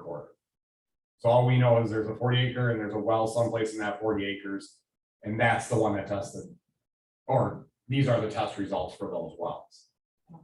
So we can't get so we can't get specific to that. We could if we really wanted to. But when it tested bad for E. coli, that UW's handling that and contacting those owners directly. So Dustin, when it comes to the 4 or 5 that tested for E. coli positively, is there a discernible concentration to that, or is it a widespread result? So I'm saying. Right. Okay, My understanding is they're not all in the same town. so it's a town, it's not, No, it's not in the same town. it's not in the Right. same town. We but- tested 3 different towns, Okay, and I believe there were at least 2 of them that had positive. and are we more rural in the results We that didn't that get that are? level of detail. We didn't, okay. Okay, Where are we going with this? I would think that would be an important aspect, but, so. It yeah, is, to the extent that with the E. coli, it's, a lot of times it is pretty specific to a property and UW, I mean, they know who it is and they called the owner and said, hey, we have an issue. okay, Or, no, you have an issue. right. What can we do to help and let's make sure it's accurate. There are, Sorry, yeah. there are remediation for that, so these people will be given that, Oh, for sure, so right. Be given information. they'll be given the correction. They'll be given the information to correct it. It's And not most of the free. time, and I've heard of this before, I haven't experienced it myself, but it's shocking. You shock your well with bleach and then 3 days you flush and then it's, a lot of it doesn't come from the groundwater, it's from the pump itself or the steel or whatever the composite is found, so. The remediation is given to the homeowner to do. And then, of course, I don't know if there's grants, if it becomes that expensive or not to do things, so. Bill, your arm is up. Did Well, I you- was just gonna say that, Rose, that, yeah, I agree with it fully. It's, and after Dustin said there's in 3 different towns, that doesn't lead me to believe it's in the groundwater. It's a local problem. I mean, local to. Localized. So localized. Local to the person, yeah, property, whatever, yeah. Okay, any other questions for Dustin on the well testing? Do you have any more information on the well testing? No. No, okay. Farmers of Roche Cree, producer-led group report. All right, so, for those of you who don't know, again, Anna's, the one that spearheaded, it's called Producer-Led Watershed Group. It's Farmers of the Roche Cree. And it's I guess the best way to describe it, it's the farmers and the producers in that area get together, share ideas, everything from conservation to technology to, ideas in general. And the county, I don't want to say spearheaded, but kind of getting everybody to the table, but it was the farmers that actually put the group together. But there has to be a government agency to be, there's a grant for it, so that comes to our office, but then it's zero sum for the county. And it helps also that last Wednesday? Tuesday, thank you. We had it was the first Farmers of the Roche Cree meeting. It was up at Heartland Farms, 73 people attended. And the main, there was a couple of different presenters. The big one was the precision farming. And if you've never seen this, and Jody was there, this stuff will blow your mind as far as It was amazing. what they can, the level of detail. When I grew up farming 30 years ago, kind of either that field was profitable or it wasn't. Well, they're down to the square, they can show you a map and a 10-foot square saying you lost money on this 10-foot square, but the next one was good. And when they plant, fertilize, everything, and water even, it's specific to that square. And you can then increase the entire profitability of the field. And this is all, I mean, this Heartland Farms and some of the others are the ones, I mean, they're paying for the technology to do this on their own, on their property. It's not like we're helping pay for it or anything. Farming in that respect has come a long way. It's gotten very technical. Yeah. Technology is amazing. Yes, Bruce. For those that don't know it, this has to be the first step in a watershed grant. The farmers have to get together, they have to supply, I'm thinking the number was placed at $15,000 of their money, and then they apply for a grant. Once that grant is applied for, then the county can proceed with a watershed project, just like they did for Rome, and apply for the major grant that would do the entire process through the lake. That's the first step in this process, is getting the farm group together to do this. Thank you for explaining that better than I. So yeah, that's the, that was the one up there. Groups, there was, the DNR was there, Tri Lakes Management, McCain Foods, Tri-East Ag Group, Pheasants Forever, Packers, Juneau County, DACAP, Portage County Business Council, Chippewa Valley, Bean, 14 Mile Watershed, Compier, and Washera County. 8 local farms had representatives at the event. And the 14 Mile Watershed, Packers, Pete Wall, and Casper Rex Foods, and the DNR were sponsors of the event. And the next one's on July 18th at Cologne Farms. Andy Dirks's the host of that one. It's called Grow and Show, or Grow and Tell. He's gonna go over his farming operation there. And when we were at Heartland, they took you up into the war room where they have all their monitors, and they can monitor every irrigation system they have and make changes as they go. But so Andy's gonna work with that, and it was really interesting to see the interaction between the different producers, asking questions and being willing to share information. I don't know if people are aware of Heartland Farms size. They farm 40 square miles. How many acres? I can't remember the acres. Was it like 9,000? No, it's more than that, because an acre is But that they 24,200. own, that they own though, because they Oh, they also, lease. they also trade off. Yes. I don't know, I don't know if you guys do this or not, but they swap.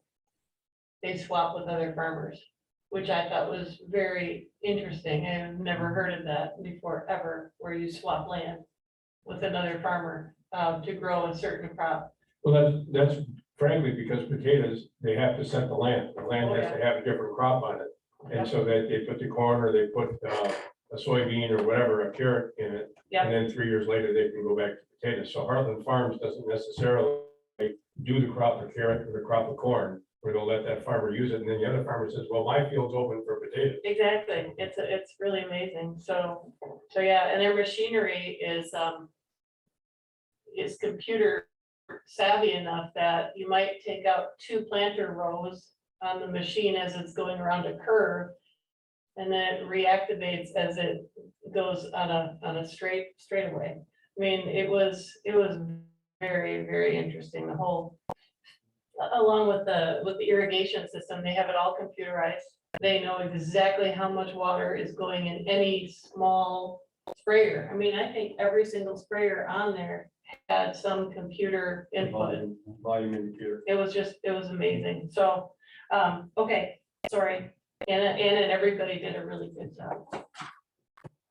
That's all I actually have for that report. That was the report that Anna submitted for me. And Megan, you had something to say? Yeah, I just want to say these are all public, Alright. so we encourage you to attend if you are open that day. That was July 18th. Yeah, the last pamphlet that we passed around was an invitation, basically, to the last one that just occurred. If you can make it, I highly recommend it. There's quite a variety of people there too. Oh, yeah. I mean, you have the 8 different farms. A lot of the county, state staff, and then there was lake owners there. You know, just, Canneries, yeah. yeah, Yeah. the lake property owners and Right. and you. They were there to just inform themselves, you know, what are we talking about here?